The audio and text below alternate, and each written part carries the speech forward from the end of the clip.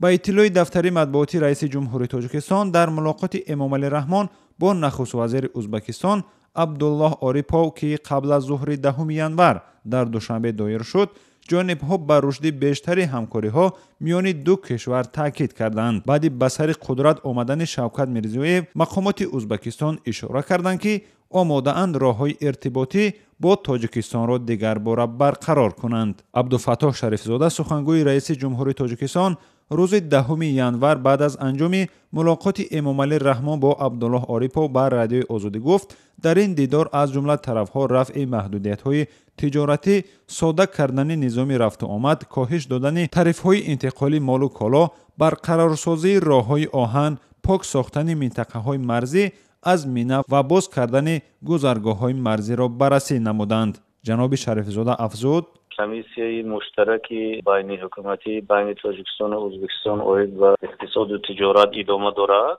جزئیات‌های مسائل از محاکمه کرده ایستادند و اونجا هم مسئله سرحد، هم مسئله روادید، مسئله میناها، مسئله گرداندن تاریخی یعنی ترانزیت بارها، مسئله کشادن گذرگاه‌های سرحدی، مسئله راه‌های آهن، برقرار کردن راه‌های آهن، یعنی همین مسئله جزئیاتش کمیسیون محاکمه کرده است. شاید تا بگو حل و فصل شود و در روی مسئله یک پروتکل هم سند هم امضا کنند. منبع افزود که رئیس جمهوری تاجیکستان و نخست وزیر ازبکستان همچنین در رابطه با همکاری‌های دو کشور در مبارزه با تهدیدهای منطقوی از جمله مبارزه با تروریسم، افراطگرایی و جنایات سازمان یافته فرامیلی گفتگو کردند. ضمناً فعالیت کمیسیه مشترک بین حکومتی تاجیکستان و ازبکستان از 5 سال قبل متوقف شده. در نیمه سال گذشته پرزیدنت رحمان هیئت نو این کمیسیه از جانب تاجیکستان بر رهبری قاهر رسولزاده نخست وزیر تاجیکستان را تصدیق کرد.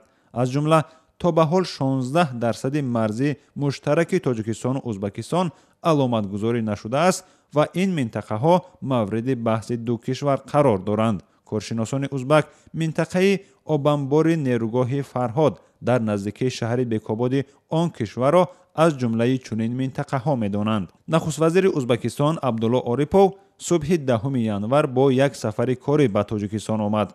این نخستین سفر کاری عبدالله آریپوو به تاجیکستان پس از تعیینش به این وظیفه است. در این سفر عبدالعزیز کامیلوو وزیر امور خارجه ازبکستان از هیئت نخست وزیری کشور را همراهی می‌کند. در آخر هفته گذشته شوکت میرزیویف رئیس جمهوری ازبکستان در حضور وکیلان مجلس ولایت تاشکند خبر داد که برای آب کردن یخ 20 ساله در رابطه با تاجیکستان عازم آن کشور می شود. وی خبر داده بود که روزهای نزدیک عبدالله آریپوو به دوشنبه می رود و سازشنامه های بزرگی را برای امضا آماده می سازد. شادمان یتیم، رادیوی آزادی، دوشنبه.